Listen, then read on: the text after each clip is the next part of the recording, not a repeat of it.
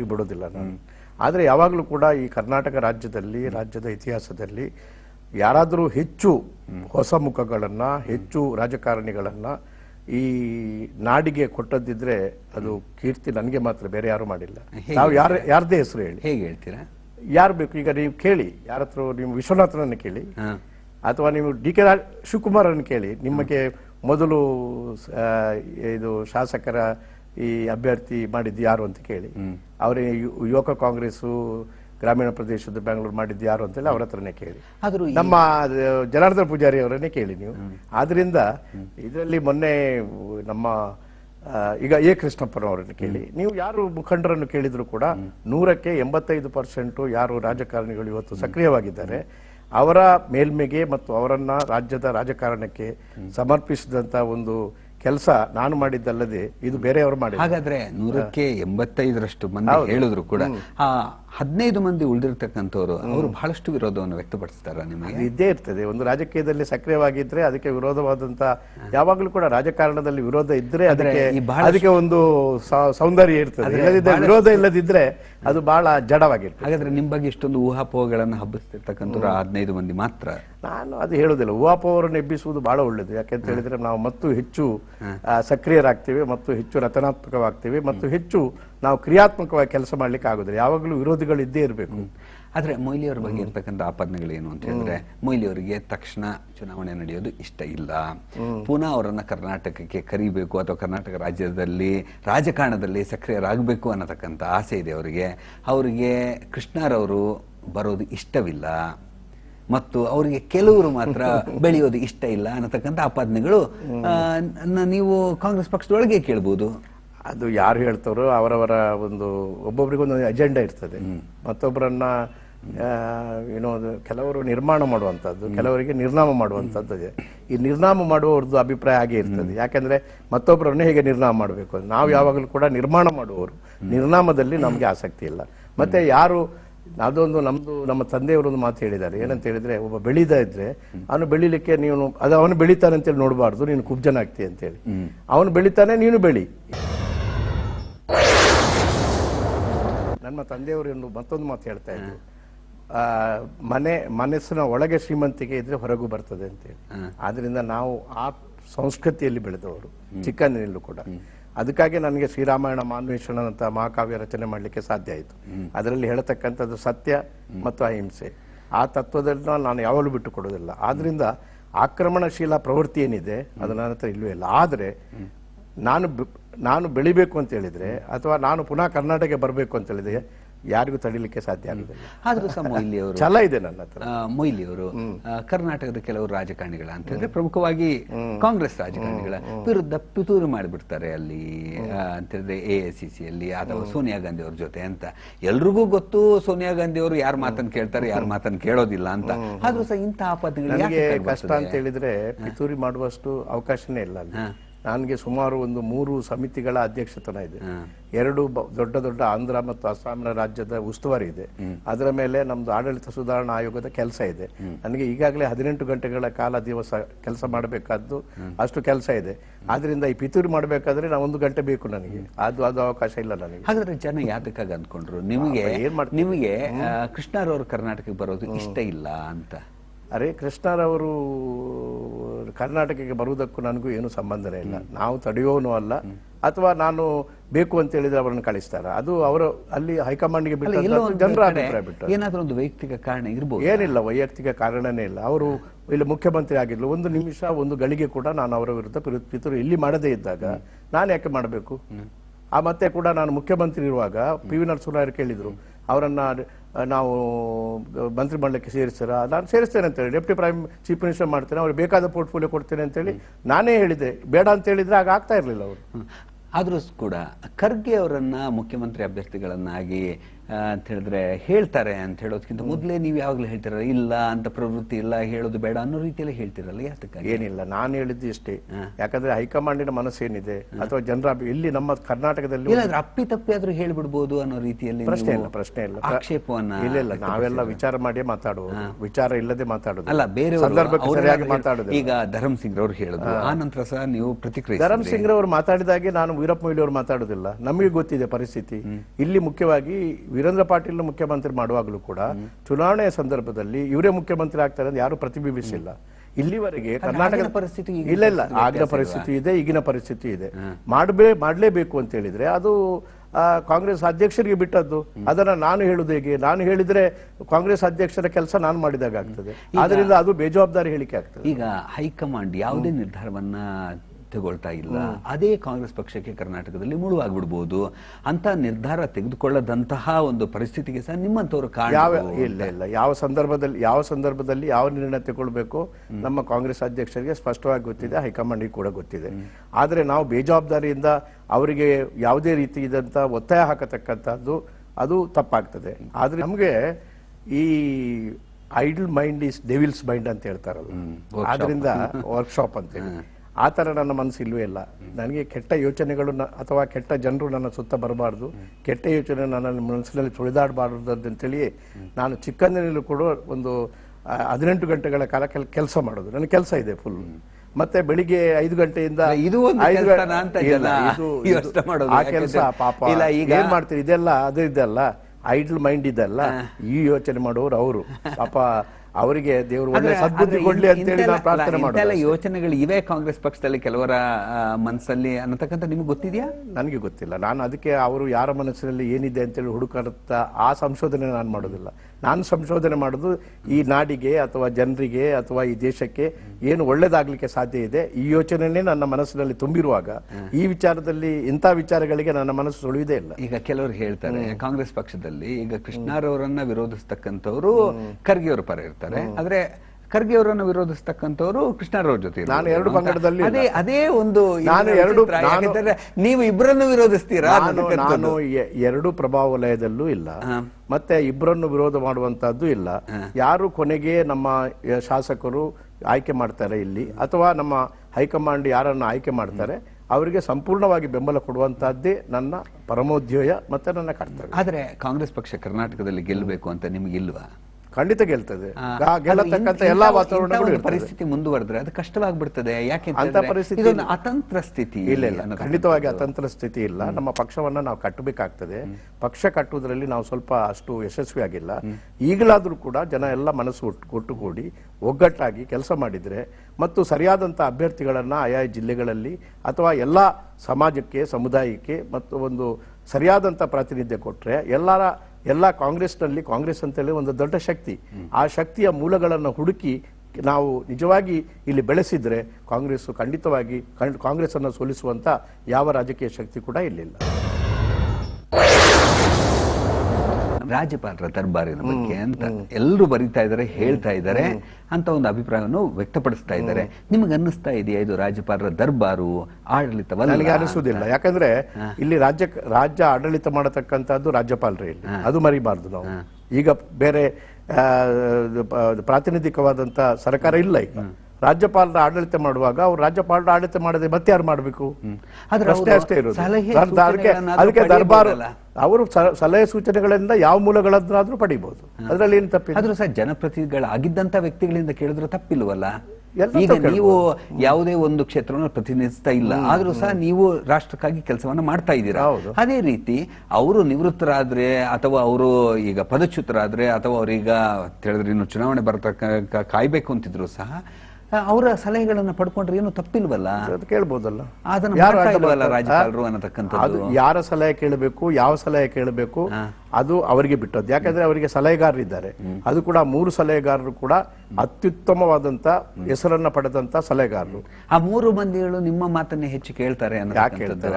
ಅವರಂತ ಕೇಳುವಂತ ಜನಗಳೇ ಅಲ್ಲ. ಯಾಕಂತ ಹೇಳಿದ್ರೆ ತಾರಕನ್ ಅದು ಇದ್ದು ಪರಮೋಚ್ಚವಾದಂತ ಅಧಿಕಾರವನ್ನ ಅನುಭವಿಸಿ ಅತ್ಯಂತ ಪ್ರಸಿದ್ಧವಾದಂತ ಪ್ರತಿಷ್ಠಿತವಾದಂತ ಅತ್ಯುತ್ತಮ ಅಧಿಕಾರಿ ಅಂತೇಳಿ ಹೆಸರು ಗಳಿಸಿದಂತವರು ತಾರಕನ್ ಅವರು. ಪ್ರಭುಗಳು PP ಪ್ರಭುಗಳು ಕೂಡ ಕೇಂದ್ರದಲ್ಲಿ ಕಾಮರ್ಸ್ ಕಾರ್ಯದರ್ಶಿಯಾಗಿ ಬಹಳ ಒಳ್ಳೆ ಹೆಸರನ್ನ ಪಡೆದವರು, ಇಲ್ಲಿ ಕೂಡ ಪಡೆದವರು. ಆಮೇಲೆ ಕೃಷ್ಣಕುಮಾರ್ ಕೂಡ ಈ 3 ಅಧಿಕಾರಿಗಳದ ಒಂದು ಯಾರು ಬೆಟ್ಟು ತೋರಿಸುವಂತ ಒಂದು ಪ್ರಶ್ನೆ ಇಲ್ಲ. ಅಂತ ಅಧಿಕಾರಿಗಳು ಸಲಹೆಗಾರರಿದ್ದಾರೆ. ಯಾರ್ಯಾರೋ ಅವರವರ ಹಿತಕ್ಕೆ ಸರಿಯಾಗಿ ಅಥವಾ ಸ್ವಹಿತಕ್ಕೆ ಸರಿಯಾಗಿ ಅವರನ್ನು ನೇಮಕ ಮಾಡಿಲ್ಲ. ಅವರ ಮೂಲಕ ನೀವು ಕೆಲವು ವರ್ಗಾವಣೆಗಳನ್ನು ಮಾಡ್ತಾ ಇದ್ದೀರಾ? ಪ್ರಶ್ನೆನೇ ಇಲ್ಲ. ಅವ್ರ ಮೂಲಕ ಅಂತ ಒಂದು ವೈಯಕ್ತಿಕವಾದಂತ ಅಜೆಂಡಾ ಪ್ರಕಾರ ಹೋಗತಕ್ಕಂಥ ಅಧಿಕಾರಿಗಳು ಅವರು ಅಲ್ವೇ ಅಲ್ಲ.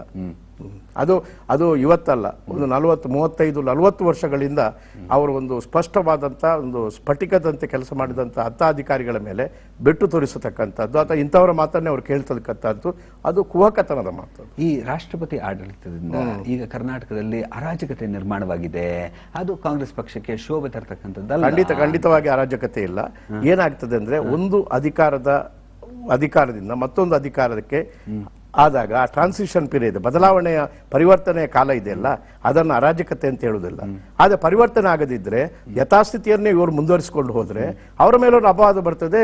ಇದು ಹಿಂದಿನ ಸರ್ಕಾರದ ಎಲ್ಲ ತಪ್ಪುಗಳನ್ನ ಲೋಪಗಳನ್ನ ಇವರು ಮುಂದುವರಿಸಿಕೊಂಡ್ರೆ ಅದು ಅಪವಾದ ಬರೋದು. ಆದ್ರಿಂದ ಅವರು ನಿಷ್ಪಕ್ಷಪಾತವಾದಂತಹ ಆಡಳಿತೆಯನ್ನ ಕೊಡಬೇಕಾಗ್ತದೆ, ಅವ್ರು ಕೊಡಬೇಕು ಮತ್ತು ಬದಲಾವಣೆ ಕೂಡ ಬೇಕು.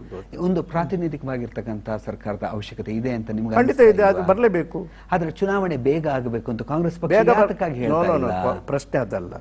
ಪ್ರಶ್ನೆ ಕಾಂಗ್ರೆಸ್ ಕೂಡ ಈಗ ಈ ಚುನಾವಣೆ ಬಂದದ್ದು ಕಾಂಗ್ರೆಸ್ಸಿನ ಆಯ್ಕೆಯಿಂದ ಅಲ್ಲ, ಇವರ ದುರಾಡಳಿತೆಯಿಂದ, ಇವರ ತಂತ್ರತೆಯಿಂದ, ಯಾರು ಬಿಜೆಪಿ ಮತ್ತು ಜೆಡಿಎಸ್ ಇಂದ. ನಾವು ಅವರಿಗೆ ಅಧಿಕಾರ ಪುನಃ ಬೇಕಂತ ಹೇಳಿದ್ರೆ ಪುನಃ ಕೊಟ್ಟರು ಕೂಡ ಕೊಡುವುದಿದ್ರು ಕೂಡ ನಾವು ಕಾಂಗ್ರೆಸ್ ಅಧಿಕಾರ ಹಸ್ತಕ್ಷೇಪ ಮಾಡಲಿಲ್ಲ, ಕೇಂದ್ರ ಸರ್ಕಾರ ಹಸ್ತಕ್ಷೇಪ ಮಾಡಿ ಅವರಿಗೆ 2 ಸಾರಿ ಅವಕಾಶ ಕೊಟ್ಟರು, ಅದು ಕೂಡ ಅಧಿಕಾರ ನಿರ್ವಹಿಸ. ಅವರ ಲೋಪಕ್ಕೆ ಕಾಂಗ್ರೆಸ್ ಅನ್ನು ನಾವು ಕಾಂಗ್ರೆಸ್ ಪಕ್ಷದ ಮೇಲೆ ಅಥವಾ ಕೇಂದ್ರದ ಮೇಲೆ ಆಪಾದನೆ ಕೊಡುವುದು. ಆದ್ರೆ ಹಿಂದಿನ ಬಾಗಿಲಿನಿಂದ ಬಂದು ಸರ್ಕಾರ ಮಾಡ್ಲಿಕ್ಕೆ ಈಗ ಅವಕಾಶ ಸಿಕ್ತಲ್ವ? ಪ್ರಶ್ನೆ ಅಲ್ಲ. ರಾಜ್ಯಪಾಲರು ಅವರು ಜೆಡಿಎಸ್ ನವರು ಅಥವಾ ರಾಜ್ಯಪಾಲರು ಇಲ್ಲದೆ ಅಧಿಕಾರ ಮಾಡ್ಲಿಕ್ಕೆ ಆಗ್ತದೆ ಇಲ್ಲಿ? ಅಲ್ಲ, ಆದಷ್ಟು ಬೇಗ ಚುನಾವಣೆ ಮಾಡ್ತಾರೆ. ಚುನಾವಣೆ ಆಗ್ಲಿ, ಯಾರು ಅಡ್ಡ ಬರ್ತಾರೆ? ನಿಮ್ಮ ಪಕ್ಷ ಯಾರು ಅಡ್ಡ ಬರುವುದಿಲ್ಲ. ಪ್ರಜಾಪ್ರಭುತ್ವದಲ್ಲಿ ಅತ್ಯಂತ ಹೆಚ್ಚು ನಂಬಿಕೆ ಇಟ್ಟಿದೆ. ನಮಗೆ 100ಕ್ಕೆ 100 ಪಾಲು. ಅದಕ್ಕಾಗಿ ನಾವು ಹೇಳಿದೆವು, ಆಗ ಅವರು ಇಬ್ಬರು ಅಧಿಕಾರ ಮಾಡಬೇಕು ಅಂತ ಅತಂತ್ರ ಆಗ್ತದೆ, ಆದ್ರಿಂದ ಚುನಾವಣೆ ಆಗ್ಲಿ ಅಂತ ಹೇಳಿದವರು ಮೊದಲು ಕಾಂಗ್ರೆಸ್ನವರು, ಬಿಜೆಪಿ ಜೆಡಿಎಸ್ ನವರಲ್ಲ. ಆದ್ರೆ ಕ್ಷೇತ್ರ ಪುನರ್ರಚನೆ ಬಗ್ಗೆ ಹೆಚ್ಚು ಆಸಕ್ತಿ, ಕ್ಷೇತ್ರ ಪುನರ್ರಚನೆ ಮಾಡತಕ್ಕಂಥ ನೀವು ಅದ್ರ ಬಗ್ಗೆ ಹೆಚ್ಚು ಆಸಕ್ತಿ ವಹಿಸಿದ್ದೀರಾ? ಆಸಕ್ತಿ ಅದು ಒಂದು ಮರಿಬೇಡಿ. ಇದು ಕ್ಷೇತ್ರದ ಪುನರ್ವಿಂಗಡಣೆ ಪ್ರಜಾಪ್ರಭುತ್ವದ ಒಂದು ಸಹಜವಾದಂತ ಮತ್ತು ಒಂದು ಪ್ರಕ್ರಿಯೆ. ಮತ್ತೆ 30 ವರ್ಷದಿಂದ ಇದು ಬಾಕಿ ಇದೆ. 30 ವರ್ಷದಿಂದ ಇವತ್ತು ಬಾಕಿ ಇದೆ. ಆದ್ರಿಂದ ಇವತ್ತು ಅದಕ್ಕೆ ದುರ್ಬಲ ವರ್ಗದವರಿಗೆ, ಪರಿಶಿಷ್ಟ ವರ್ಗ ಜನಾಂಗದವರಿಗೆ ಮತ್ತು ಹೊಸ ಮುಖಗಳಿಗೆ ಮತ್ತು ಪ್ರಜಾಪ್ರಭುತ್ವ ಒಂದು ಪರಿವರ್ತನೆಗೆ ಈ ಪುನರ್ವಿಂಗಡಣೆಯಿಂದ ಸಹಾಯ ಆಗ್ತದೆ.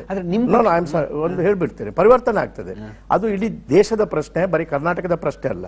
ಪ್ರಶ್ನೆ ಅಂತ ಹೇಳಿದ್ರೆ ಯಾವ ಒಂದು ಪರಿವರ್ತನೆ ಆಗಬೇಕು, ಒಂದು ಹೊಸ ಮುಖಗಳು ಬರಬೇಕು, ಹೊಸ ರಕ್ತ ರಾಜಕೀಯದಲ್ಲಿ ಬರಬೇಕು. ಅದು ಯಾವ ಪಕ್ಷದಿಂದಲೂ ಆಗಬಹುದು. ಅದು ಆಗ್ಬೇಕಾದ್ರೆ ಪುನರ್ವಿಂಗಡಣೆ ಮಾಡಬೇಕಾದ ಅವಶ್ಯಕತೆ. ಪುನರ್ವಿಂಗಡಣೆ ಮಾಡಿದ್ರು ಕೂಡ ಸಮಯಕ್ಕೆ ಸರಿಯಾಗಿ ಚುನಾವಣೆ ಆಗುವುದಕ್ಕೆ ಕಾಂಗ್ರೆಸ್ ಅಡ್ಡಿ ಬರುವುದಿಲ್ಲ. ಅದು ಪೂರ್ತಿ ಚುನಾವಣಾ ಆಯೋಗಕ್ಕೆ ಬಿಟ್ಟದ್ದು. ಆದ್ರೆ ಪುನರ್ವಿಂಗಡಣೆ ಆದ್ರೆ ಸಮಯಕ್ಕೆ ಸರಿಯಾಗಿ ಚುನಾವಣೆ ಆಗೋದಿಲ್ಲ ಅಂತಕ್ಕಂಥದ್ದು ನಿಮಗೂ ಗೊತ್ತಿರತಕ್ಕಂಥ ಪ್ರಶ್ನೆ ಅದಲ್ಲ. ಪುನರ್ವಿಂಗಡಣೆ ಮಾಡುವುದು ಅದು ನಾವು ಇವತ್ತು ಕಾಂಗ್ರೆಸ್ನವರು ತೆಗೆದುಕೊಂಡ ನಿರ್ಣಯ ಅಲ್ಲ. ಪುನರ್ವಿಂಗಡಣೆ ಆಗಬೇಕು ಅಂತೇಳಿ ನ್ಯಾಯಮೂರ್ತಿ ಕುಲ್ದೀಪ್ ಸಿಂಗ್ ಅವರ ಒಂದು ಸಮಿತಿಯನ್ನ ಮಾಡಿಯೇ ಇವತ್ತು 8 ವರ್ಷ ಆಯ್ತು. ಅವರು ಇವತ್ತು ವರದಿ ಕೊಟ್ಟಿದ್ದಾರೆ, ವರದಿ ಫೈನಲ್ ಆಗಿದೆ, ಪಾರ್ಲಿಮೆಂಟ್ಗೆ ಅದನ್ನು ಕೊಟ್ಟಿದ್ದಾರೆ, ಪ್ರಕ್ರಿಯೆ ಎಲ್ಲ ಅಂತಿಮ ಸ್ವರೂಪವನ್ನು ಮಾಡಿದೆ. ಪ್ರಶ್ನೆ ಅಂತ ಹೇಳಿದ್ರೆ ಇನ್ನೊಂದು 30 ವರ್ಷ ಕಾಯ್ಬೇಕಾ, ಇನ್ನೊಂದು 5 ವರ್ಷ ಕಾಯ್ಬೇಕಾ? ಯಾಕೆಂದ್ರೆ ನಿಮಗೆ ಗೊತ್ತಿರೋ ಪ್ರಕಾರ ಮಂದಿ ಕಾಂಗ್ರೆಸ್ ಪಕ್ಷದ ನಾಯಕರು ಕ್ಷೇತ್ರ ಕಳ್ಕೋತಾರೆ. ನಿಮಗೂ ಬೇಕಾಗಿರೋದು ಅದೇ ಅಂತ ಹೇಳಿದ್ರೆ ಕಾಂಗ್ರೆಸ್ ಪಕ್ಷದ ರೂಪ ಬದಲಾಗ್ತದೆ. ಕರ್ನಾಟಕದಲ್ಲಿ ಬಹಳಷ್ಟು ಹೊಸ ಮುಖಗಳು ಬರಬಹುದು, ಹಳೆಯವರು ಹೋಗ್ತಾರೆ. ಆದ್ರಿಂದ ವೀರಪ್ಪ ಮೊಯ್ಲಿ ಅವರ ಜೊತೆಗೆ ಬಹಳಷ್ಟು ಮಂದಿ ದೆಹಲಿಗೆ ಹೋಗತಕ್ಕಂತ ಅವಕಾಶ. ಕ್ಷೇತ್ರದ ಪುನರ್ವಿಂಗಡಣೆ ವೀರಪ್ಪ ಮೊಯ್ಲಿ ಅವರ ಅಜೆಂಡಾ ಅಲ್ಲ. ಇದು ಈ ರಾಷ್ಟ್ರದ ಸಂವಿಧಾನದ ಇಡೀ ಪ್ರಜಾಪ್ರಭುತ್ವದ ಒಂದು ಉತ್ತಮವಾದಂತಹ ಪ್ರಕ್ರಿಯೆ. ಪ್ರಶ್ನೆ ಅಂತ ಹೇಳಿದ್ರೆ ಕರ್ನಾಟಕದಲ್ಲಿ ಆ ಪರಿವರ್ತನೆಯ ಚಕ್ರವನ್ನ ಇವತ್ತು ಹಿಡಿದು ನಿಲ್ಲಿಸಬೇಕು ಅಂತ ಹೇಳಿದ್ರೆ ಅದು ವೀರಪ್ಪ ಮೊಯ್ಲಿಯಿಂದ ಸಾಧ್ಯ ಆಗುದಿಲ್ಲ. ಪಾರ್ಲಿಮೆಂಟ್ ನಲ್ಲಿ ಈ ವಿಚಾರ ಎತ್ತಬಹುದಿತ್ತು. ನಾನು ಪಾರ್ಲಿಮೆಂಟ್ ಸದಸ್ಯನಲ್ಲ, ಪಾರ್ಲಿಮೆಂಟ್ ನಲ್ಲಿ ಹೇಳಬೇಕಿತ್ತು, ಇಲ್ಲ ಕರ್ನಾಟಕದ ಚುನಾವಣೆ ಆದ್ಮೇಲೆ ಇದನ್ನ ಜಾರಿಗೆ ತನ್ನಿ ಅಂತೇಳಿ. ಪಾರ್ಲಿಮೆಂಟ್ ನಲ್ಲಿ ಯಾರು ಈ ಧ್ವನಿ ಎತ್ತಿದ್ದಾರೆ? ಪ್ರಶ್ನೆ ಅಷ್ಟು. ಇದು ಪ್ರಶ್ನೆ ವೀರಪ್ಪ ಮೊಯ್ಲಿ ಅಜೆಂಡಾ ಅಲ್ಲ. ಆದ್ರೂ ನೀವು ಸ್ವಲ್ಪ ಪಟ್ಟು ಹಿಡಿಸಿದ್ದೀರಾ ಈ ವಿಷಯದಲ್ಲಿ? ನಾನು ಪಟ್ಟು ಹಿಡಿದಿಲ್ಲ. ಅಂತೂ ನಿಮಗೊಂಥರ ನಿಮ್ಮ ಆಸಕ್ತಿ ಹೆಚ್ಚಿದೆ. ಆದ್ರೆ ದಯಮಾಡಿ ಹೇಳುದಿದ್ರೆ ಇಡೀ ಕರ್ನಾಟಕದ ರಾಜ್ಯದ ಕಾಂಗ್ರೆಸ್ ಇಡೀ ಎಲ್ಲಾ ಮುಖಂಡರು ಕೂಡ ಸರ್ವಾನುಮತದಿಂದ ಇದು ಪುನರ್ವಿಂಗಡಣೆ ಆಗಬೇಕು ಅಂತೇಳಿ ಅಭಿಪ್ರಾಯವನ್ನ ನಮ್ಮ ಹೈಕಮಾಂಡ್ಗೆ ಕೊಟ್ಟಿದ್ದಾರೆ. ಇದು ಸತ್ಯ. ಹಾಗಾದ್ರೆ ಇದು ವೀರಪ್ಪ ಮೊಯ್ಲಿ ಅವರ ಅಜೆಂಡಾ ಅಲ್ಲ. ಚುನಾವಣೆ ಮೇನಲ್ಲಿ ಆಗೋದಿಲ್ಲ ಅಂತಲ ಚುನಾವಣೆ ಆಗ್ಬಹುದು. ಚುನಾವಣಾ ಆಯೋಗ ನಿಮ್ಗೆ ಗೊತ್ತಿರತಕ್ಕಂತಹ ಮಾಹಿತಿ ಪ್ರಕಾರ ನನಗೆ ಮಾಹಿತಿ ಇಲ್ಲ. ನಾನು ಚುನಾವಣಾ ಆಯೋಗದ ನಿಮ್ಗೇನ್ ಅನ್ನಿಸ್ತದೆ? ಚುನಾವಣಾ ಆಯೋಗದ ವಕ್ತಾರ ಅಲ್ಲ ನಾನು. ಚುನಾವಣಾ ಆಯೋಗ ಯಾವಾಗ ಚುನಾವಣೆ ಮಾಡಬೇಕು ಅಂತೇಳಿ ಅವರು ಅನ್ನಿಸ್ತದೆ ಆವಾಗ ಮಾಡ್ಲಿಕ್ಕೆ ನಾವು ತಡೆ ಹಿಡಿಯುವುದಿಲ್ಲ. ಕರ್ನಾಟಕದ ಬಗ್ಗೆ ಕಾಂಗ್ರೆಸ್ ಪಕ್ಷ ಕೇಂದ್ರದಲ್ಲಂತೂ ಅಥವಾ ನಿಮ್ಮ ಹೈಕಮಾಂಡ್ ನಡೆದುಕೊಳ್ತಿರ್ತಕ್ಕಂಥ ರೀತಿ ಸರಿ ಇಲ್ಲ ಅಂತ ಬಹಳಷ್ಟು ಮಂದಿ ಕಾಂಗ್ರೆಸ್ ಪಕ್ಷದವರೇ ಆಗಿರ್ಲಿ ಅಥವಾ ಬೇರೆಯವರು ಹೇಳ್ತಾರಲ್ಲ. ಯಾಕಂತ ಹೇಳಿದ್ರೆ ಎಐಸಿಸಿಯಲ್ಲಿ ಇರ್ತಕ್ಕಂಥ ಮುಕ್ಕಾಲು ಮಂದಿ ಅವರಿಗೆ ಜನಸಂಪರ್ಕ ಇಲ್ಲ, ಜನಾದೇಶ ಇಲ್ಲ, ಅಂತವರೆಲ್ಲ ಹೋಗ್ಕೊಂಡು ಸೋನಿಯಾ ಗಾಂಧಿ ಅವರಿಗೆ ಇವತ್ತು ಯಾರ ವಿಚಾರವಾಗಿ ಅವ್ರು ಹೇಳ್ತಾರೆ ಗೊತ್ತಿಲ್ಲ. ನಾನು ಕೂಡ ಕಾರ್ಕಳದಂತ ಒಂದೇ ಕಾನ್ಸ್ಟಿಟ್ಯೂನ್ಸಿ ನಲ್ಲಿ 6 ಸಾರಿ ನಾನು ಚುನಾವಣೆಗೆ ಸ್ಪರ್ಧಿಸಿ ಅಲ್ಲಿ ಆಯ್ಕೆಯಾಗಿ ಬಂದಿದ್ದೇನೆ. ಒಂದು ದಿವಸ ಕೂಡ ಸೋಲಿಲ್ಲ ನಾನು.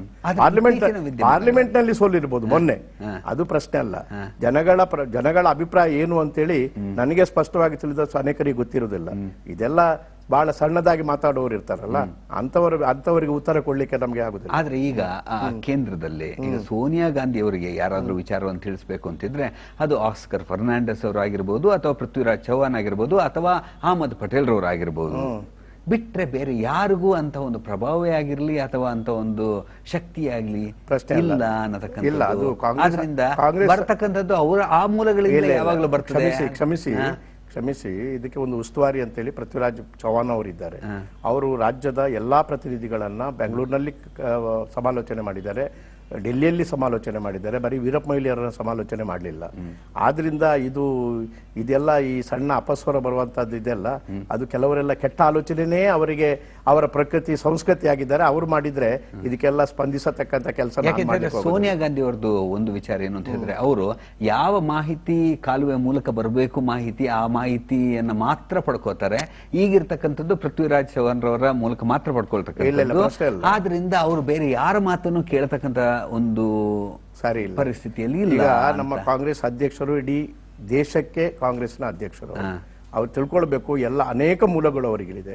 ಆದ್ರಿಂದ ಒಂದೇ ಮೂಲದಿಂದ ಬರ್ತದೆ ಅಂತ ಹೇಳುವಂತದ್ದು ಇದೆಲ್ಲ ಅದು ಸ್ಪಷ್ಟವಾದಂತ ಅಲ್ಲಿ ಕಾಂಗ್ರೆಸ್ಸು ಅಥವಾ ಕಾಂಗ್ರೆಸ್ ಅಧ್ಯಕ್ಷರು ಕೆಲಸ ಮಾಡತಕ್ಕಂತ ವೈಖರಿ ಏನಿದೆ ಅದನ್ನು ತಿಳ್ಕೊಳ್ಳದೆ ಹೇಳತಕ್ಕಂತ ಒಂದು ತಿಳುವಳಿಕೆ ಇಲ್ಲದ ಮಾತದು. ಕಾಂಗ್ರೆಸ್ ಪಕ್ಷದಲ್ಲಿ ಕರ್ನಾಟಕದಲ್ಲಿ ನಿಮಗೆ ಬಹಳಷ್ಟು ಮಂದಿ ಸ್ನೇಹಿತರು ಇಲ್ಲ ಅಂತ ನನಗೆ ಇದ್ದಷ್ಟು ಜನ ಬೆಂಬಲ, ನನಗೆ ಇದ್ದಷ್ಟು ಸ್ನೇಹಿತರು ನಿಮ್ಮ ಜೊತೆ ಇದ್ರೆ ಏನಾದ್ರು ಕೆಲಸ ಮಾಡ್ಕೊಳ್ಬಹುದು ಅನ್ನೋ ಕಾರಣಕ್ಕಾಗಿ ನಿಮ್ಮ ಹತ್ರ ಬರ್ತಾರೆ ವಿನಃ ನಿಮ್ಮ ಸ್ನೇಹದ ಕಾರಣದಿಂದಾಗ ಅಲ್ಲ.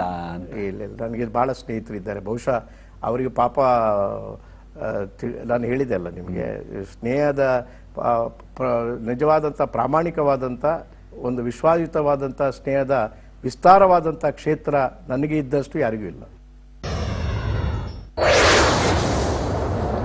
ಆಗಿರ್ಲಿ, ಕೃಷ್ಣರವರಿಗೆ ಆಗಿರ್ಲಿ ಅಥವಾ ಧರ್ಮಸಿಂಗ್ ಅವರಿಗೆ ಆಗಿರ್ಲಿ ನಿಮ್ ಬಗ್ಗೆ ಎಂತ ಅಭಿಪ್ರಾಯ ಇದೆ ಅಂತ ನಿಮ್ಗೆ ಅನ್ಸುತ್ತೆ? ನನಗೆ ಗೊತ್ತಿಲ್ಲ, ಅವರಿಗೆ ಗೊತ್ತು. ಅಲ್ಲ, ನಿಮಗೆ ಇವತ್ತು ಅವ್ರ ಜೊತೆ ವ್ಯವಹರಿಸಿದ ನಂತರ ಸಾಕಷ್ಟು ವ್ಯವಹಾರ ಇದೆ, ಅವರ ವ್ಯವಹರಿಸಿದ್ದೇನೆ. 35 ವರ್ಷದಿಂದ ಅವ್ರದ್ದು ಎಲ್ಲರೂ ಪರಿಚಯ ಇದೆ. ಅಂತ ಭಿನ್ನಾಭಿಪ್ರಾಯ ಏನಿಲ್ಲ. ಇದು ಭಿನ್ನಾಭಿಪ್ರಾಯ ಯಾರು ಎಲ್ಲಾದ್ರೂ ಅನ್ಸಿರ್ಬೋದಾ? ನೀವು ಸ್ವಲ್ಪ ಹೆಚ್ಚು ಮುಗು ಅನ್ಸಿರ್ಬೋದಾ? ನಿಮ್ಗೆ ಅನ್ಸಿದೆ ಎಲ್ಲಾದ್ರೂ? ನನ್ಗೆ ಅನ್ಸಿಲ್ಲ. ಈಗ ಹೆಚ್ಚು ಮಂದಿ ನಿಮ್ಮ ಕಡೆ ಬರ್ತಾ ಇದ್ದಾರೆ, ನಿಮ್ಗೆ ಸ್ವಲ್ಪ ಜನ ಬೆಂಬಲ ಹೆಚ್ಚಾಗ್ತಿದೆ ಕಾಂಗ್ರೆಸ್ ಪಕ್ಷದಲ್ಲಿ ಅಂತ ನಿಮ್ಗೆ ಅನ್ನಿಸ್ತಾ ಇದೆಯಾ? ಪ್ರಶ್ನೆ ಇದಲ್ಲ. 35 ವರ್ಷದಿಂದ ನನಗೆ ಇಡೀ ಕರ್ನಾಟಕ ರಾಜ್ಯದಲ್ಲಿ ಎಲ್ಲಾ ಕಡೆನೂ ಕೂಡ ನನಗೆ ಜನ ಬೆಂಬಲ ಇದೆ, ಸ್ನೇಹಿತರು ಇದ್ದಾರೆ, ನನ್ನ ಹಿತೈಷಿಗಳು ಇದ್ದಾರೆ, ವಿಸ್ತಾರವಾದಂಥ ಕ್ಷೇತ್ರ ಇದೆ. ನಾನು ಇಂಥ ಒಂದು ಪ್ರಭಾವ ವಲಯವನ್ನೇ ನಾನು ಸ್ವಂತವಾಗಿ ಉಪಯೋಗ ಮಾಡಬೇಕು ಅಂತೇಳಿ ಆ ಥರ ದುರುಪಯೋಗ ನಾನು ರಾಜಕೀಯದಲ್ಲಿ ಮಾಡೋದಿಲ್ಲ. ನಾನು ಯಾವಾಗಲೂ ಕೂಡ ಯಾವುದೇ ಒಂದು ಲಾಬಿಯನ್ನು ಬೆಳೆಸುವುದಿಲ್ಲ. ನನ್ನ ಇಡೀ ಕಾಂಗ್ರೆಸ್ ಪಕ್ಷನೇ, ಇಡೀ ಕರ್ನಾಟಕ ರಾಜ್ಯನೇ ನನ್ನ ಪ್ರಭಾವ ವಲಯ ಅಂತೇಳಿ ನಾನು ತಿಳ್ಕೊಂಡಿದ್ದೀನಿ.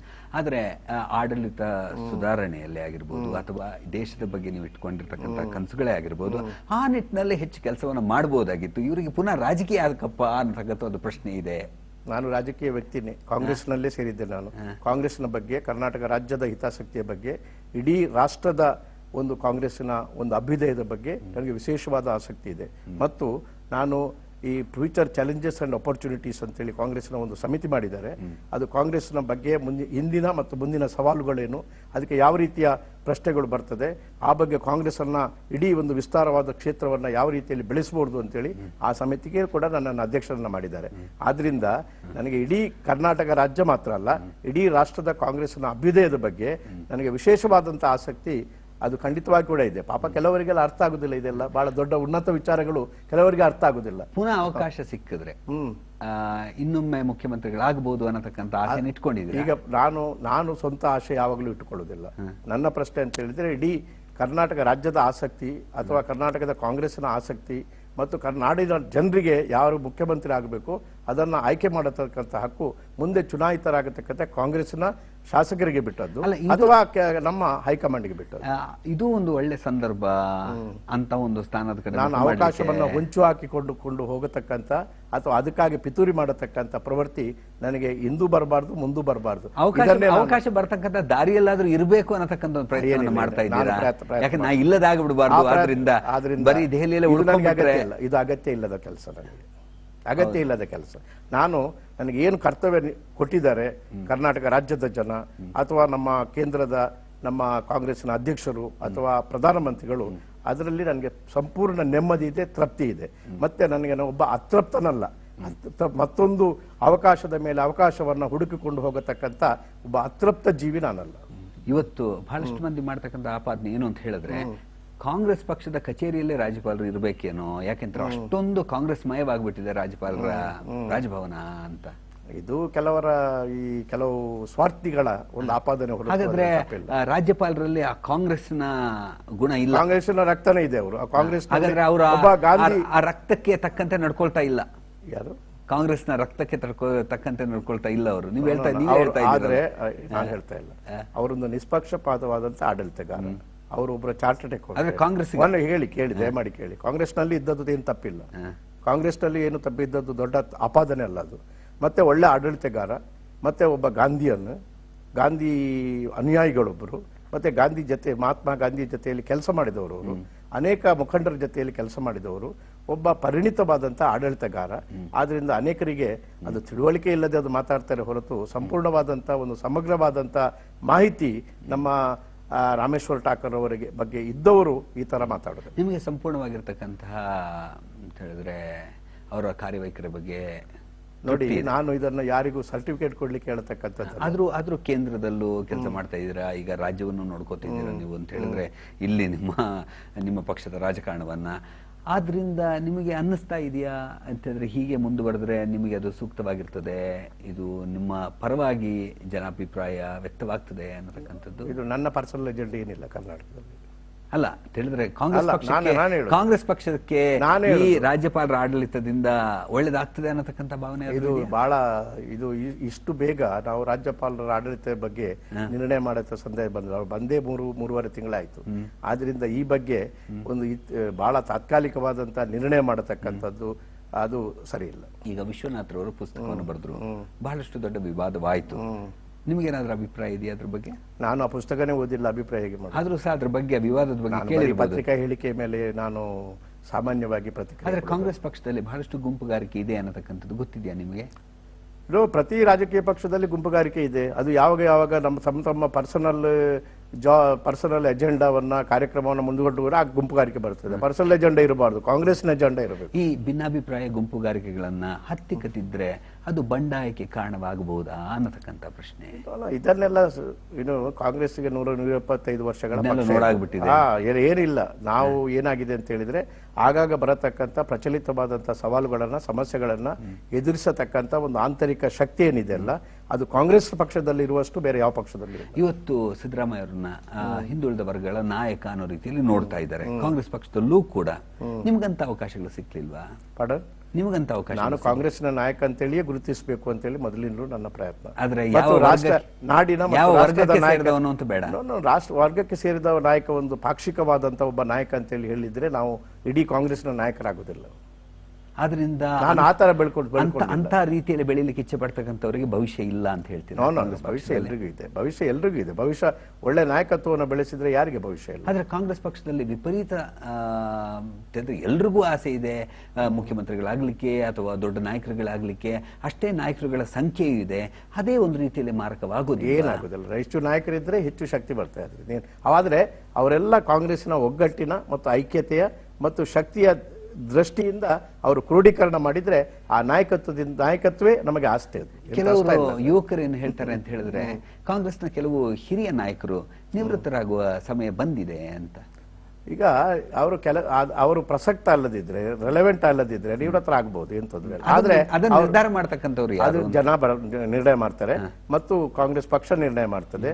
ಅದನ್ನ ಒಬ್ಬೊಬ್ಬ ವ್ಯಕ್ತಿ ಅಥವಾ ಒಂದು ಗುಂಪು ವಲಯ ನಿರ್ಣಯ ಮಾಡ್ಲಿಕ್ಕೆ ಆಗುದಿಲ್ಲ. ಅದನ್ನು ಇವತ್ತು ಕಾಂಗ್ರೆಸ್ ಪಕ್ಷದ ಪರಿಸ್ಥಿತಿ ಕರ್ನಾಟಕದಲ್ಲಿ ಹೇಗಿದೆ ಅಂತ? ಉತ್ತಮವಾಗಿದೆ, ಏನ್ ತೊಂದರೆ ಇಲ್ಲ. ಕಾಂಗ್ರೆಸ್ ಇವತ್ತಿಗೂ ಕೂಡ ಒಂದು ದೊಡ್ಡ ಶಕ್ತಿಯಾಗಿ ಅದು ಇದೆ, ಮುಂದೆ ಇರ್ತದೆ, ಅದು ಮುಂದೆ ಬೆಳೀತದೆ, ಅದಕ್ಕೆ ಅನುಮಾನನೇ ಇಲ್ಲ. ಆದ್ರೆ ನೀವು ಬಹಳ ಯೋಚನೆ ಮಾಡಿ ಯಾರ ಬಗ್ಗೆ ಬೇಕಾದ್ರೂ ಹೇಳ್ತೀರಾ ಅಂತಂದ್ರೆ ಹೇಳ್ಬೇಕು ಅಂತ ಅನ್ಸಿದ್ರೆ, ಆದ್ರೆ ಹೇಳೋದಕ್ಕಿಂತ ಮೊದಲು ನೀವು ಯೋಚನೆ ಮಾಡ್ತೀರಾ, ಅದನ್ನು ಒಪ್ಕೊಂಡ್ರು ಆದ್ರೆ ಕೆಲವರ ಬಗ್ಗೆ ಹೇಳೋದೇ ಇಲ್ವಲ್ಲ ಅನ್ನೋದಂಥದ್ದು ಅಂತ. ಈಗ ಕಾಂಗ್ರೆಸ್ ಪಕ್ಷದ ಬಗ್ಗೆ ವಿರೋಧವನ್ನು ವ್ಯಕ್ತಪಡಿಸ್ತಕ್ಕಂತ ಕೆಲವು ವಿರೋಧ ಪಕ್ಷದ ನಾಯಕರುಗಳೇ ಆಗಿರ್ಬೋದು, ಅವ್ರು ನಿಮ್ಗೆ ಸಂಬಂಧ ಇಲ್ಲ ಈ ಪ್ರಸ್ತುತ ರಾಜಕೀಯದಲ್ಲಿ ಅಂತಲ್ಲ, ಅಥವಾ ಹೇಳಿದ್ರೆ ಅವ್ರೇನಾದ್ರು ನನ್ನ ವಿರುದ್ಧವಾಗಿ ಹೇಳಿ ಅದೊಂದು ಕೆಸರಾಚಾಟವಾಗಲಿಲ್ಲ ಅನ್ನತಕ್ಕಂಥ ಅದನ್ನ ದೂರ ಇಡ್ತಕ್ಕಂಥ ಈ ತರದ ಆಲೋಚನೆ ನಾನು ಮಾಡೋದೇ ಇಲ್ವಲ್ಲ. ಆದ್ರೆ ಇವತ್ತೆಲ್ಲ ನಿಮ್ಗೆ ಅನ್ಸಿದ್ಯಾ ನನಗೊಂದು ಉತ್ತಮ ಸ್ಥಾನವನ್ನು ಕಾಂಗ್ರೆಸ್ ಪಕ್ಷ ನೀಡಿದೆ, ಆ ನಿಟ್ಟಿನಲ್ಲಿ ಮಾತ್ರ ನಾನು ಕೆಲಸವನ್ನ ಮಾಡ್ತೀನಿ ಅಂತ? ಇಲ್ಲ, ಪಕ್ಷವನ್ನು ಬೆಳೆಸ್ತಕ್ಕಂಥ ಪ್ರಯತ್ನವನ್ನು ಮಾಡ್ತೀನಿ. ನಾನು ಮೊದಲೇ ನಿಮಗೆ ಹೇಳಿದೆ, ನನ್ನಷ್ಟು ಈ ಕಾಂಗ್ರೆಸ್ ನಾಯಕತ್ವವನ್ನ ಬೇರೆ ಬೇರೆಯವರಿಗೆ ಬೆಳೆಸಿದಷ್ಟು ಪುಷ್ಟಿ ಕೊಟ್ಟದ್ದು, ಶಕ್ತಿ ವರ್ಧನೆ ಮಾಡಿದ್ದು ಯಾರು ಮಾಡಿಲ್ಲ. ಅದನ್ನು ಈಗಲೂ ಹೇಳ್ತಾ ಇದ್ದೇನೆ, ಮುಂದೆನೂ ಹೇಳ್ತೇನೆ. ನಾನು ಕಾಂಗ್ರೆಸ್ ಒಟ್ಟು ಸಮಗ್ರವಾಗಿ ಕಟ್ಟಬೇಕು, ಅದು ಬೆಳಿಬೇಕು ಅಂತೇಳಿ ನನಗೆ ಆಸಕ್ತಿ. ಆದ್ರೆ ನೀವು ಅಂದುಕೊಂಡ ರೀತಿಯಲ್ಲಿ ಕಾಂಗ್ರೆಸ್ ಪಕ್ಷ ಕೆಲಸ ಮಾಡಿಲ್ಲ ಅನ್ನತಕ್ಕಂಥದ್ದೆಲ್ಲಾದ್ರೂ ಇದೆಯಾ ನಿಮಗೆ? ಈಗ ವಿಶ್ವನಾಥ್ ಅವರು ಬರೀತಾರೆ, ನಿಮಗೆ ಬಹಳಷ್ಟು ಆಪ್ತರಾಗಿದ್ದಂತಹ ಮಂತ್ರಿಗಳು ಇದ್ರು, ನೀವು ಬಹಳಷ್ಟು ಕಾರ್ಯಕ್ರಮಗಳನ್ನ ತರ್ತಕ್ಕಂಥ ಪ್ರಯತ್ನವನ್ನು ಮಾಡಿದ್ರಿ, ಸಫಲರೂ ಆದ್ರಿ ನಿಮ್ಮ ಆಡಳಿತಾವಧಿಯಲ್ಲಿ. ಆ ನಂತರ ಎಲ್ಲೋ ಒಂದು ಕಡೆ ನಿಮ್ಮನ್ನ ಕಡೆಗಣಿಸ್ಬಿಟ್ರು. ಇಲ್ಲ, ನನಗೇನಿಲ್ಲ, ನನ್ನನ್ನು ಯಾವತ್ತೂ ಕಾಂಗ್ರೆಸ್ ಪಕ್ಷ ಕಡೆಗಣಿಸಿಲ್ಲ. ಎಲ್ಲೆಲ್ಲಿ ನಾನು ಕೆಲಸ ಮಾಡಲಿಕ್ಕೆ, ಕರ್ತವ್ಯ ಮಾಡಲಿಕ್ಕೆ, ಮುಂದೆ ಯಾವಾಗಲೂ ಸದಾ ನಿರಂತರವಾಗಿ ಮುಖ್ಯಮಂತ್ರಿ ಆಗಬೇಕು, ನಿರಂತರವಾಗಿ ಪದವಿಯಲ್ಲಿ ಇರಬೇಕು, ಪದವಿಯಲ್ಲಿ ಇಲ್ಲದಿದ್ದರೆ ಕಾಂಗ್ರೆಸ್ ಬೇಡ, ನಮ್ಮ ಉಳಿದ ನಾಯಕರು ಇಲ್ಲ ಅಂತೇಳಿ ಈ ಭಾವನೆ ನನ್ನ ಹತ್ರ ಯಾರ್ದು ಇಲ್ಲ. ಯಾವಾಗಲೂ ಕೂಡ ಎಲ್ಲರೂ ಕೂಡ ಯಾರ್ಯಾರಿಗೆ ಯೋಗ್ಯತೆ ಇದೆ ಅವರು ಅಧಿಕಾರದಲ್ಲಿ ಇರಲೇಬೇಕು. ಯಾರ್ಯಾರು ಕಾಂಗ್ರೆಸ್ಗೆ ಶಕ್ತಿ ಕೊಡ್ತಾರೆ, ಈ ನಾಡಿಗೆ ಶಕ್ತಿ ಕೊಡ್ತಾರೆ, ಈ ದೇಶಕ್ಕೆ ಶಕ್ತಿ ಕೊಡ್ತಾರೆ ಅಂತ ನಾಯಕತ್ವ ಬೆಳೆಸಬೇಕು. ಅದಕ್ಕೆ ಬೆಳೆಸುವುದಕ್ಕೆ ನನ್ನ ಕಿಂಚಿತ್ ಸೇವೆ ಯಾವಾಗಲೂ ಮಾಡಬೇಕು ಅಂತೇಳಿ ನಾನು ಬಯಸಿದವ. ಈ ರಾಷ್ಟ್ರಪತಿ ಆಡಳಿತ ಜಾರಿಯಾದ ನಂತರ ಮಾತ್ರ ನೀವು ಹೆಚ್ಚು ಬೆಂಗಳೂರಿಗೆ ಬರ್ತಾ ಇದ್ದೀರಾ? ಇಲ್ಲದ್ರೆ ಬಹಳಷ್ಟು ದೆಹಲಿಯಲ್ಲಿ ಉಳ್ಕೋತಿದ್ರೆ ಅನ್ನತಕ್ಕಂಥದ್ದು ಒಂದು ಅನುಮಾನ ಜನರಲ್ಲಿ. ಅದಕ್ಕೆ ನಾನು ಬೇಕಾದ್ರೆ ನನ್ನ ಕಾರ್ಯಕ್ರಮದ ಪಟ್ಟಿ ಕೊಡ್ತೇನೆ, ಅದು ಬೇಕಾದ್ರೆ ಪರಿಶೀಲನೆ ಮಾಡಿ ಇನ್ನೊಮ್ಮೆ ಹೇಳಿ. ನಾನು ಹಿಂದೆ ಆದ್ರಿಂದ ನನ್ನ ಕಾರ್ಯಕ್ರಮದಲ್ಲಿ ಹೆಚ್ಚು ಕಡಿಮೆ ಏನಿಲ್ಲ. ಯಾವಾಗಲೂ ಕೂಡ ಇದು ನನ್ನ ಕರ್ನಾಟಕ, ನನ್ನ ನಾಡು, ನನಗೆ ಹೆಮ್ಮೆ ಇದೆ. ಅದೇ ಪ್ರಕಾರ ನನ್ನ ಜಿಲ್ಲೆಗೂ ನಾನು ಹೋಗ್ತೇನೆ. ಅದು ಹೋದ ಕೂಡಲೇ ನಾನು ಇದೊಂದು ಹೊಸ ನಂದು ಅಧ್ಯಾಯ ಅಂತೇಳಿ ಯಾರಿಲ್ಲ. ನನ್ನ ಅಧ್ಯಾಯ ಅದು ನಿರಂತರವಾಗಿ ಸಮಾನಾಂತರವಾಗಿ ಬೆಳೆಸಿಕೊಂಡೇ ಬಂದಿದೆ. ಅದರ ಮೇಲೂ ನೀವು ನಿಮ್ಮ ಪ್ರಭಾವವನ್ನು ಹೇರ್ತಿರೋ ಅಥವಾ ನೀವು ವರ್ಗಾವಣೆಗಳನ್ನು ಮಾಡಿಸ್ತಿರೋ ಬೇರೆ ವಿಚಾರವಾಗಿರ್ಬೋದು, ಆದ್ರೂ ಕೂಡ ನಿಮ್ಮ ಹತ್ರ ಅಂತ ಒಂದು ಅಹವಾಲುಗಳನ್ನ ಅಥವಾ ವಿನಂತಿಗಳನ್ನ ಇಟ್ಕೊಂಡು ಜನ ಬರ್ತಾರ? ಯಾರು ಜನ ಬರ್ತಾರ ಹೇಳಿದ್ರೆ ಮಾಡಿಸಿ, ಅಂತವ್ರನ್ನ ವರ್ಗಾವಣೆ ಮಾಡಿಸಿ, ಇಂಥವ್ರಿಗೆ ಸ್ಥಾನ ಕೊಡಿಸಿ ಅಂತ ಬರ್ತಾರ? ನನ್ನ ಕಸಬಲ್ಲ ಅದು. ಅಲ್ಲ, ಬರ್ತಾರ? ನನ್ನ ಕಸಬಲ್ಲ ಅದು. ಆಯ್ತಲ್ಲ, ನನ್ನ ಕಸಬಲ್ಲ ಅದು. ಹಾಗಾದ್ರೆ ನೀವು ಪ್ರಯೋಜನಕ್ಕಿಲ್ಲ ಅಂತ ಆಗೋಗ್ಬಿಡ್ತದಲ್ಲ. ನಿಮ್ಮಲ್ಲಿ ವರ್ಗಾವಣೆ ಇದ್ರೆ, ವರ್ಗಾವಣೆ ಮಾತ್ರ ಅಲ್ಲ, ಕ್ಷಮಿಸಿ, ವರ್ಗಾವಣೆ ಮಾಡೋದಿದ್ರೆ ಮಾತ್ರ ನಾನು ಪ್ರಭಾವ ಬೆಳೆಸ್ತೇನೆ ಅಂತೇಳಿ ಈ ತರ ಒಂದು ಕ್ಷುಲ್ಲಕವಾದಂತಹ ಭಾವನೆಯನ್ನು ಇಟ್ಟು ನನ್ನ ರಾಜಕೀಯ ಜೀವನವನ್ನ ನಾನು ಹಿಂದೆನೂ ಬೆಳೆಸಿಲ್ಲ, ಇವತ್ತು ಬೆಳೆಸಿಲ್ಲ, ಮುಂದೆನೂ ಬೆಳೆಸಿಲ್ಲ. ನಿಮ್ಮ ಮತ್ತು ಕೃಷ್ಣರವರ ಸಂಬಂಧ ಹೇಗಿದೆ? ಚೆನ್ನಾಗಿದೆ, ಬಹಳ ಚೆನ್ನಾಗಿದೆ. ಅವ್ರು ಬಂದ್ರೆ ಪರವಾಗಿಲ್ಲ ಅಂತ ಅನ್ಸುತ್ತಾ? ಅಲ್ಲ, ಬಹಳ ಒಳ್ಳೇದು ಅಲ್ಲ ಏನು? ನೋಡಿ, ಇದೆಲ್ಲ ಸರ್ಟಿಫಿಕೇಟ್ ಕೊಡ್ಲಿಕ್ಕೆ ನಾವು ಇರೋದಿಲ್ಲ. ಯಾರು ಬರಬೇಕು, ಯಾರು ಬಿಡಬೇಕು, ಇದು ಕಾಂಗ್ರೆಸ್ನ ಪಕ್ಷಕ್ಕೆ ಬಿಟ್ಟದ್ದು, ಕಾಂಗ್ರೆಸ್ ಹೈಕಮಾಂಡ್ಗೆ ಬಿಟ್ಟದ್ದು. ನಾನು ಹೇಳಿದ್ರೆ ಅವ್ರು ಬರಬೇಕು ಅಂತ ಹೇಳಿದ್ರೆ ಅದು ಒಂದು ರೀತಿ ಪ್ರಭಾವನೆ, ಬರಬಾರ್ದು ಅಂತ ಹೇಳಿದ್ರೆ ಅದು ಒಂದು ರೀತಿ ಪ್ರಭಾವನೆ. ಎರಡೂ ವ್ಯವಹಾರಕ್ಕೂ ನಾನಿಲ್ಲ. ಹಾಗಾದ್ರೆ ಕೆಲವರಿಗೆ ಅನಿಸಿದ್ರೆ ಮೊಯ್ಲಿ ಅವರಿಗೆ ಖರ್ಗೆ ಅವರು ಮುಖ್ಯಮಂತ್ರಿ ಅಭ್ಯರ್ಥಿಗಳಾಗಿ ಯಾವುದೇ ಸಂದರ್ಭದಲ್ಲೂ ಬಿಂಬಿತರಾಗೋದು ಇಷ್ಟ ಇಲ್ಲ ಅಂತೆಲ್ಲಾದ್ರೂ ಅನ್ಸಿದ್ರೆ ಅದು ಅವರ ತಪ್ಪೆ? ನಾನು ಯಾರ ತಪ್ಪು, ಯಾರ್ದು ತಪ್ಪು ಅಲ್ಲ ಅಂತ ಹೇಳಿದ್ರೆ ಹಂಗೆ ಯಾರಿಗಾದ್ರೂ ಅನ್ಸಿದ್ರೆ? ಇದೆಲ್ಲ ಈ ಮಾತಿಗೆ ನಂದು ಉತ್ತರ ಏನಿಲ್ಲ. ಆದ್ರಿಂದ ಯಾರು ಅಧಿಕಾರಕ್ಕೆ ಬರುದಿದ್ರು ಕೂಡ ಕಾಂಗ್ರೆಸ್ಸು ಇಲ್ದ್ರಿಂದ ಶಕ್ತಿ ಬರುದಿದ್ರೆ ಅಥವಾ ನಮ್ಮ ಕರ್ನಾಟಕ ನಾಡಿಗೆ ಶಕ್ತಿ ಬರುದಿದ್ರೆ ಆ ಎಲ್ಲಾ ನಾಯಕರು ಕೂಡ ನನಗೆ ಸ್ವೀಕಾರಾರ್ಹ. ಈಗ ಕೃಷ್ಣರವರು ಕರ್ನಾಟಕಕ್ಕೆ ಬರಬೇಕು ಅಂತ ಹೇಳ್ತಾ ಇದ್ರೆ ನಿಮಗೂ ಅನ್ನಿಸ್ತಾ ಇದೆಯಾ ನಾನು ಸಕ್ರಿಯವಾಗಿ ಕರ್ನಾಟಕ ರಾಜಕಾರಣಕ್ಕೆ ಬಂದ್ಬಿಡ್ತೀನಿ, ಬೇಡ ಈ ಆಡಳಿತ ಸುಧಾರಣೆ ಬೇರೆ ಯಾವುದು? ನಾನು ಹೇಳಿದೆ ಅಲ್ಲ, ಏನಾದ್ರೂ ನಾನು ಅಭಿಪ್ರಾಯ ವ್ಯಕ್ತಪಡಿಸಿದ್ರೆ ಅದು ಒಂದು ರೀತಿಯ ಪ್ರಭಾವ ಹಾಕಿದಾಗೆ. ಆ ಪ್ರಭಾವ ಹಾಕುವಂತ ಕೆಲಸ ನಾನು ಮಾಡೋದಿಲ್ಲ. ಏನು ಪಕ್ಷ ನಿಮಗೆ ಕೆಲಸವನ್ನು ಕೊಡ್ತದೆ ಅದನ್ನು ನಿಷ್ಠನಾಗಿ ಮಾಡ್ತೀನಿ ಅನ್ನತಕ್ಕಂಥದ್ದು ಅದು ಯಾವಾಗಲೂ ಮಾಡ್ತೇವೆ ನಾವು. ವೈಯಕ್ತಿಕ ಆಸೆಗಳೇ ಇಲ್ಲ ನಿಮಗೆ? ಹ್ಮ್ ವೈಯಕ್ತಿಕ ಆಸೆಗಳೇ ಇಲ್ಲ ನಿಮಗೆ? ವೈಯಕ್ತಿಕ ಆಸೆಗಳು ಹ. ಏನು ಯಾವ ರೀತಿಯ ವೈಯಕ್ತಿಕ ಆಸೆ ನೀವು ಹೇಳಿದ್ರೆ ಅಪೇಕ್ಷೆ ಮಾಡ್ತೀರಿ? ಇಲ್ಲ, ಏನಾದ್ರೂ ಆಗ್ಬೇಕು, ಪುನಃ ನಾನು ನಾಯಕನಾಗಬೇಕು, ನಾನು ಮುಂಚೂಣಿಯಲ್ಲಿರ್ಬೇಕು. ಈಗಲೇ ನಾಯಕನಾಗಿದ್ದೇನೆ. ನಾನು ಪುನಃ ನಾಯಕನ ಪ್ರಶ್ನೆನೇ ಇಲ್ಲ. ನಾನು ಈಗಲೇ ನಾಯಕನಾಗಿದ್ದೇನೆ. ಕಾಂಗ್ರೆಸ್ನ ಎಲ್ಲಿಯೂ ನಾಯಕನೇ, ರಾಷ್ಟ್ರದ ನಾಯಕನು ಕೂಡ. ಅದಕ್ಕೆ ಪುನಃ ಒಂದು ಹೊಸ ಎಜೆಂಡಾ ಏನಿಲ್ಲ ಅದರಲ್ಲಿ. ಹಾಗಾದ್ರೆ ನಿಮ್ ಬಗ್ಗೆ ವೃಥಾ ತಲೆ ಕೆಡಿಸ್ಕೊಳ್ತಕ್ಕಂತ ಅವಶ್ಯಕತೆ ಇಲ್ಲ. ಯಾರು ಕಾಂಗ್ರೆಸ್ ಪಕ್ಷಕ್ಕೆ. ಪಾಪ ಯಾಕೆ ತಲೆ ಕೆಡಿಸ್ಕೊಳ್ತಾರೆ? ನೀವು ಅವ್ರು ಯಾರಾದರೂ ಹೆಚ್ಚು ಪ್ರೋತ್ಸಾಹ ಬೇಕು ಅಂದರೆ ಯಾರಿಗಾದರೂ ನಾನು ಪ್ರೋತ್ಸಾಹ ಮಾಡ್ತೇನೆ. ಯಾರು ನಾಯಕರಾಗಿದ್ದರೂ ನನ್ನ ಪ್ರೋತ್ಸಾಹ ಇದೆ. ಯಾರು ಮುಖ್ಯಸ್ಥರ ಆಗಬೇಕು ಅಂತೇಳಿ ಪ್ರೋತ್ಸಾಹ ಇದೆ. ಆದರೆ ಅವರು ಜನ ಮನ್ನಣೆ ಗಳಿಸಬೇಕು, ಕಾಂಗ್ರೆಸ್ಸಿನ ಅಭಿಪ್ರಾಯ ಒಡಮೂಡಬೇಕು. ಇದು ಇದ್ರೆ ಸ್ವಾಗತಾರ್ಹ. ಈ ಪ್ರಶ್ನೆಗಳಿಂದ ಬೇಸರ ಆಗಿದೆಯಾ ನಿಮಗೆ? ಇಲ್ಲಪ್ಪ, ಬೇಸರ ಯಾಕೆ ಆಗ್ತದೆ? ಆದರೆ ವೈಯಕ್ತಿಕವಾಗಿ ಇದು ಬೆಳೆಸಿದ್ದೀರಿ ನೀವು ಪ್ರಶ್ನೆ. ಆದರೆ ಅಷ್ಟು ವೈಯಕ್ತಿಕವಾಗಿ ಬೆಳೆಸಬಾರ್ದು. ನಾನು ಒಂದು ಏನು ಮಾಡಬೇಕು, ಒಂದು ಬ್ರಾಡ್ ಆಗಿ ನಾಡಿನ ಹಿತಕ್ಕೆ ಬೆಳೆಸೋದಾಗಿ, ಕಾಂಗ್ರೆಸ್ಸಿನ ಹಿತಕ್ಕೆ ಒಂದು ಒಂದು ಒಳ್ಳೆಯ ಮೌಲ್ಯಗಳನ್ನು ಒಂದು ಸಮುದಾಯದಲ್ಲಿ ಬೆಳೆಸಲಿಕ್ಕೆ ಇಂಥ ಪ್ರಶ್ನೆಗಳು ಹಾಕಿದ್ರೆ ನನಗೆ ಹಿತ ಆಗ್ತದೆ. ಇದು ಪೂರ್ತಿ ನನ್ನ ಸೆಂಟರ್ ಡೇ ಆಯ್ತು ಪ್ರಶ್ನೆ. ಕಾರ್ಯಕ್ರಮಕ್ಕೆ ಬಂದು ನಿಮ್ಮ ಅನಿಸಿಕೆ, ಅಭಿಪ್ರಾಯ ಮತ್ತು ವಿಚಾರಗಳನ್ನು ವ್ಯಕ್ತಪಡಿಸೋದಕ್ಕೆ ಧನ್ಯವಾದಗಳು. ನಮಸ್ಕಾರ.